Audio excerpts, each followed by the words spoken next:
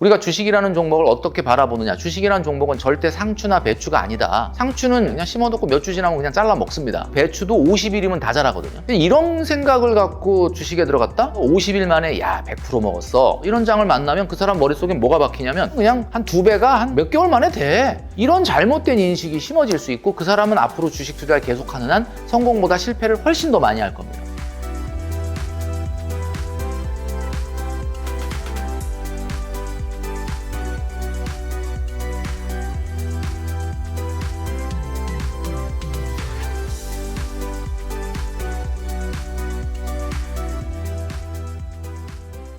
지금 촬영일 기준 4월 1일인데 네, 이제 오늘이 월급날이신 분도 있을 것이고 그렇죠. 어제가 또 월급날인 분이 있었을 거잖아요. 그래서 이제 리더님과 같이 함께 하면서 드는 생각이 월급날인데 이걸 돈을 어떻게 효과적으로 이제 급진적 저축 가이드에 대해서 말씀해 주셨고 네네. 관조적으로 좀 내 월급들을 봐라 이러면서 음. 자금을 좀 관조적으로 봐라라고 말씀해 주셨는데 네.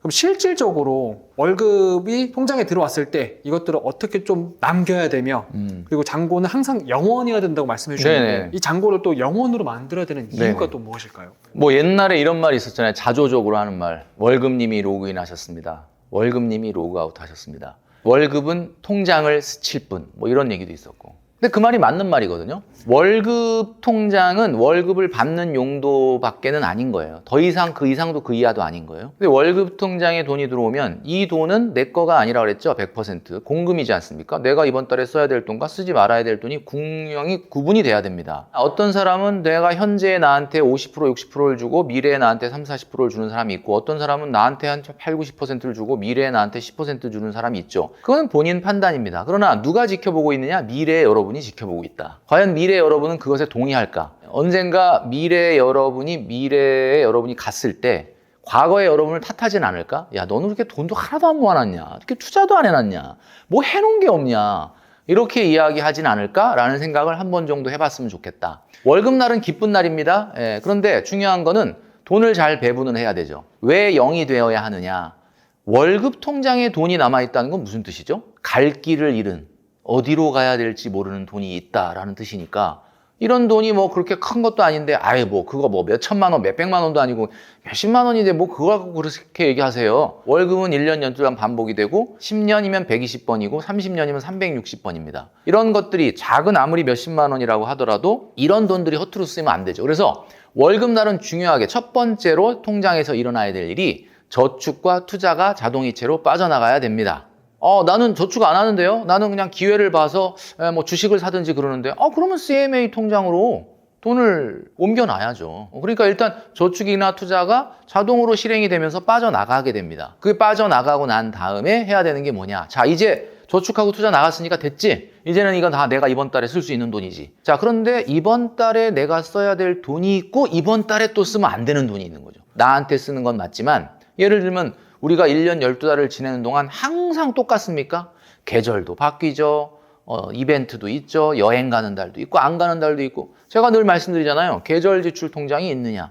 전 이거 아주 그냥 골백번 얘기하는데 이 얘기를 골백번 들으면서도 고개는 끄덕끄덕 하는데 아직 안 만들었네. 왜냐? 안 만든다고 내가 오늘 뭐 당장 어떻게 되는 게 아니니까. 이 세상에는 중요한 일과 긴급한 일이 있다고 했는데 계절 지출 통장을 만드는 것은 중요한 일입니다. 긴급하진 않죠. 한 달 이루고 산다고 문제가 되는 건 아니니까. 자, 그러나 중요한 건 성공하는 사람은 중요한 일을 먼저 한다라고 말씀드렸습니다. 계절 지출 통장에 돈을 붙여야 돼요. 얼마를 붙여야 되느냐? 제가 말씀드렸던 것처럼 우리 데일리 컨텐츠 때 매일 이걸 같이 하고 있지 않습니까? 내가 500만 원 월급이면 500만 원을 만들어야 되니까 500만 원 나누기 12달 하면 42만 원입니다. 42만 원이 계절 지출 통장으로 딱 송금되면 마음이 어때요? 내가 이번 달에 42만 원 쓰는 건 아니지만 그래도 이 계절 지출 통장이라고 하는 내가 계절적인 지출이 생길 때마다 뽑아 쓸 수 있는 돈이 있구나. 자, 그리고 나서 남은 금액이 여러분들한테 여러분이 주는 이번 달 생활비인 거죠. 자, 그러면 월급 통장에는 돈이 남아있을 수가 없습니다. 왜냐하면 월급을 받으면 저축이나 투자가 빠져나가고 계절 지출의 적립 금액은 계절 지출로 빠져나가고 그 다음에 내가 한 달 써야 될 돈은 나의 소비 통장으로 보내야 되니까 월급 통장은 영원이 되는 거죠. 소비 통장 꼭 만들어야 되나요? 그냥 월급 통장에서 쓰면 안 되나요? 그래도 됩니다. 그래도 되는데 저는 과거에 반드시 소비 통장으로 송금을 했어요. 송금을 하면서 어떤 생각을 했냐면 내가 나한테 마치 생활비를 딱 수여식, 증정식 주는 것 같은 느낌? 야, 그럼 이번 달에 요 돈 가지고 한 달을 잘 살아내야 되겠구나. 약간 세레모니를 했어요. 컴퓨터 앞에 앉아서 송금하기 전에 일단 거룩하게 손을 씻고 와서 송금식 탁 하면서 이번 달에 이 돈 갖고 살아야 되는 거구나. 자, 오늘이 제가 녹화일 기준으로 4월의 첫날이라고 했는데 이런 첫날에 이런 세레모니를 하면서 한 달을 시작을 하는 거죠. 자, 그렇게 되면 월급 통장에 월급이 영원이 되는 겁니다. 한 달 동안 이 생활비 갖고 생활을 하는 나는 한 달 동안 게임을 하는 느낌이 나는 거예요. 어떤 게임을 하죠? 야, 이렇게 적은 월급 갖고 내가 한 달을 정말 잘 살아낼 수 있을까? 라는 게임을 하는 거죠. 자, 이 게임을 하는 사람한테는 돈 가치가 어떻게 될까요? 돈 가치가 높죠. 왜냐하면 뭔가를 살 때 여기서 커피를 마신다고? 이거를 여기서 이렇게 해가지고 빵까지 해서 이런 걸 먹는다고? 잠깐만, 이거보다는 이렇게 뭔가 소비를 할 때 나를 옥죄는 게 아니라 나는 게임처럼 여기 이 정도 먹자? 뭐 이 정도는 내가 봤을 때는 먹어도 될 것 같아 라든지 뭐 이렇게 한 달 동안 한다? 이 게임을 한다? 라고 생각을 하고 하는 거죠. 돈 가치가 어떻게 되겠어요? 10,000원짜리를 살까? 15,000원짜리를 살까? 20,000원짜리를 살까? 이렇게 생각을 하고 쓰면은 아무리 원화 가치가 떠러지네, 원달러 환율이 높네, 요즘 화폐 가치가 그냥 나락을 가고 있네, 이런 거랑 상관없이 나는 돈을 굉장히 가치 있게 쓰게 되는 사람이 되는 거죠. 그러니까 월급날은 이런 일이 일어나야 됩니다. 근데 이런 거 없이 그냥 미래에 나한테 얼마 줘야 되는지, 현재에 나한테 얼마 줘야 되는지, 이번 달에 나한테 얼마 줘야 되는지, 여름 휴가 때 쓸 돈 미래에 나한테 얼마 줘야 될지 이런 구분을 안 하고 산다? 안 하고 살아도 돼요. 재벌이면. 돈이 무한하다면. 뭐 일론 머스크 같은 분은 그렇게 해도 되죠. 뭐 돈이 얼마나 쌓이는지 돈이 숨을 못 쉴 거 아니야. 돈이 너무 많아서 밑에 깔린 돈은 지금 질식을 할 것 같은 그런 분은 그렇게 하셔도 돼요. 우리는 그렇지 않다. 이런 것들은 내가 나라고 하는 개인이 회사의 CEO라고 생각을 하고 경영을 하셔라. 이렇게 월급날 이런 일을 만드셔야 됩니다.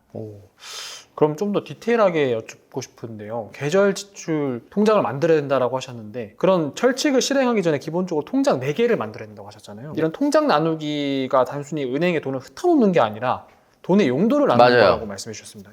그러면 통장의 역할은 각각 어떻게 진행이 되는 거예요? 월급 통장은 어디다 돈 보낼 때 송금용이죠. 그리고 저축이나 보험료 같은 것들, 고정 비소비성 지출이죠. 이런 것들이 빠져나가는 역할을 하는 거고, 계절 지출 통장은 말씀드렸던 것처럼 명절, 여행, 이벤트, 기념일, 뭐 자동차 있으신 분들은 세금이나 보험료 이런 것들이 계절적으로 한두 번 나가니까 이런 것들을 모아놓는 예산 통장이고, 그러니까 뭐 파킹 통장이 좋겠죠. 잠깐 머물러더라도 뭐 이자를 어느 정도 줄 수 있는. 그 다음에 이제 굳이 왜 소비 통장과 예비 자금 통장이 또 있어야 되느냐? 소비 통장은 솔직히 그냥 안 하시겠다고 하면 안 하셔도 됩니다. 그냥 내가 월급 통장에서 저축 빠져나가고 계절 지출 보내고 나서 남는 걸로 내가 이걸 소비 통장 역할하면서 쓰겠습니다. 그러면 그렇게 해도 됩니다.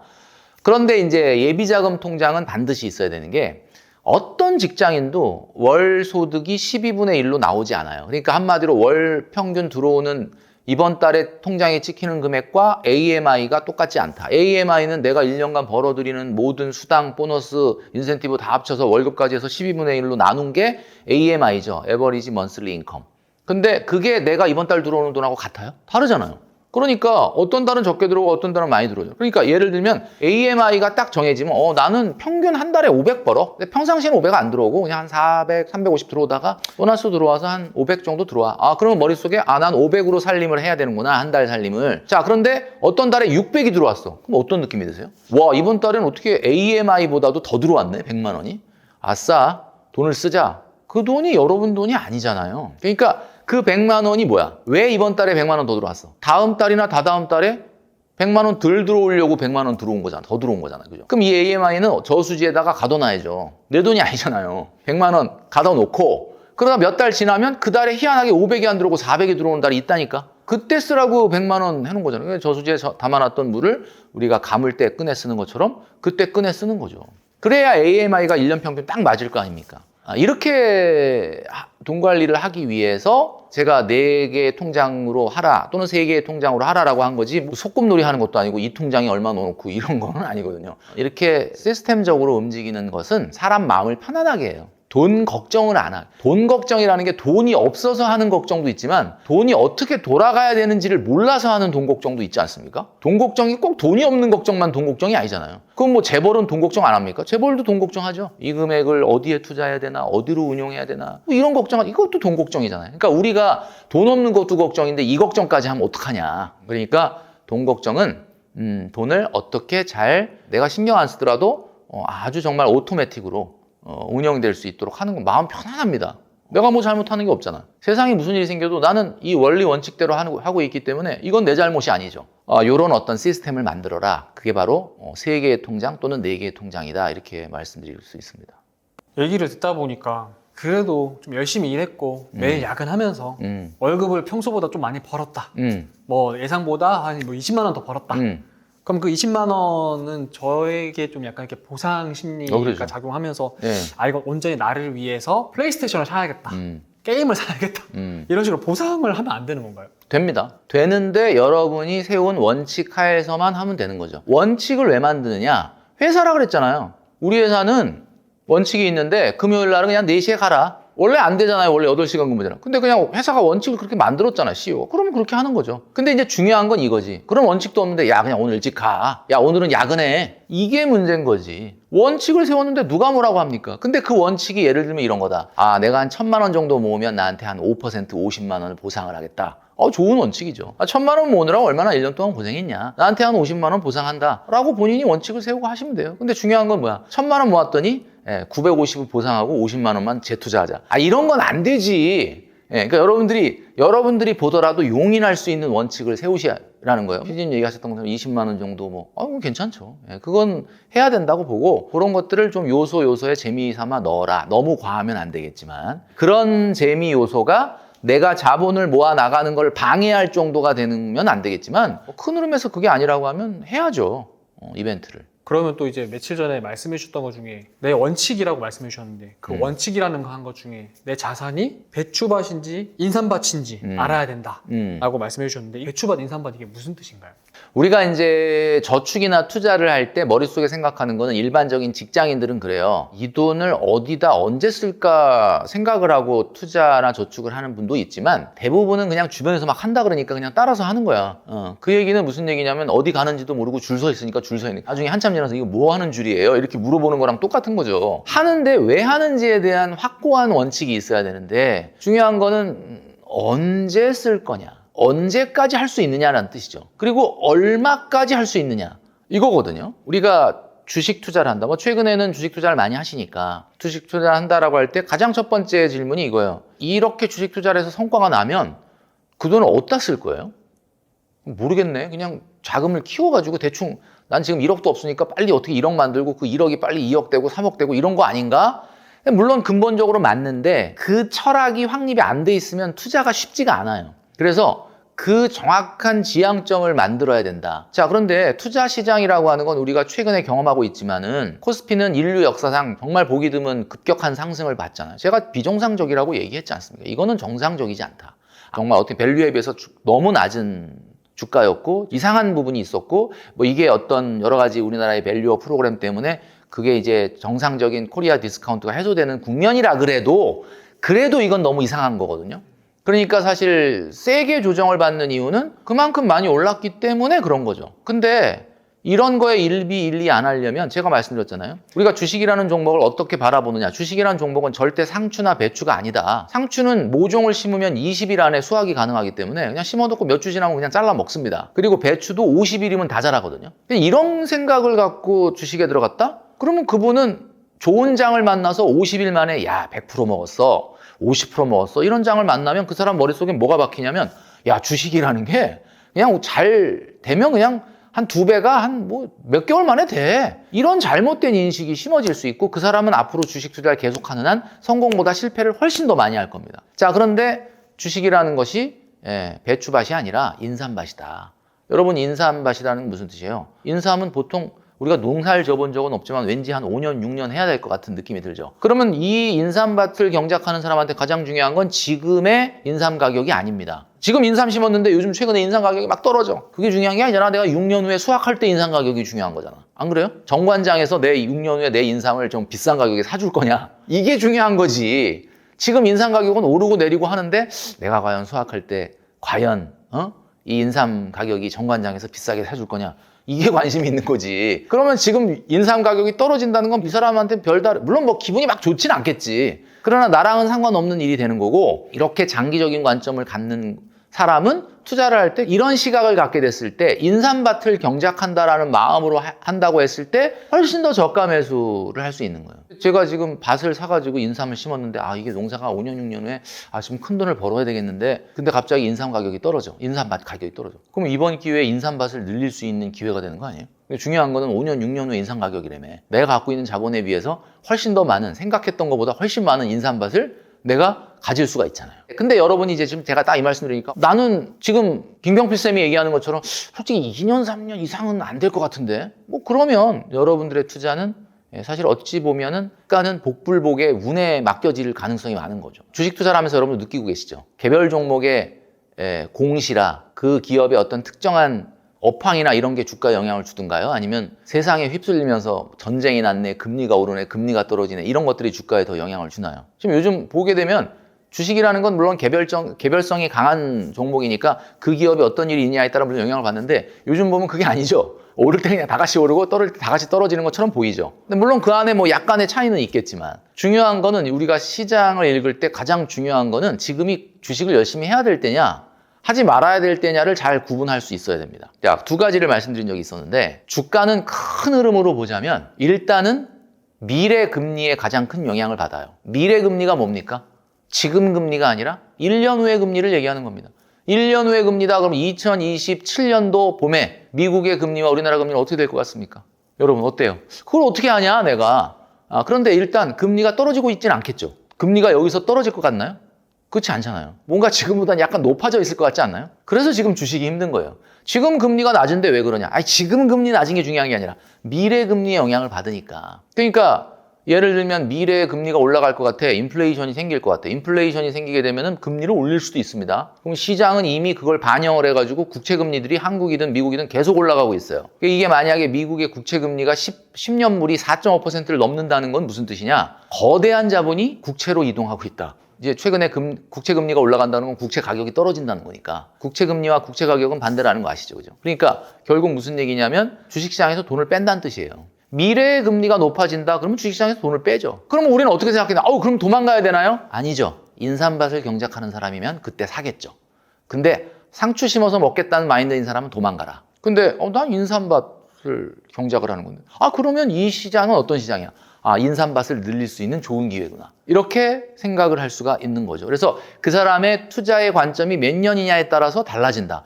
최근 금값이 너무 떨어지는데 이거 어떡합니까? 금값이 온스당 5,300달러를 돌파하고 막 미친 듯이 올라갈 때 이거 내가 금 못 산 게 너무 억울하다. 지금이라도 금을 사야 되나요? 라는 마음으로 금을 샀는데 금이 계속 떨어져. 어떻게 해야 되나요? 그분이 상추 심어서 배추 심어서 먹을 마음으로 들어가서 그래요. 장기간에 걸쳐서 투자하겠다는 마음으로 들어갔다면 지금 금값 떨어지면 어떻게 해야 돼? 너무 좋지. 어차피 5년 후에 10년 후에 꺼내 쓰려고 하는 거잖아요. 뭐 금이 영원히 떨어지겠습니까? 그러지는 않겠죠. 그러니까 큰 흐름에서는 시장을 이런 관점으로 봐서 항상 가격의 관점으로 들여다봐야 된다.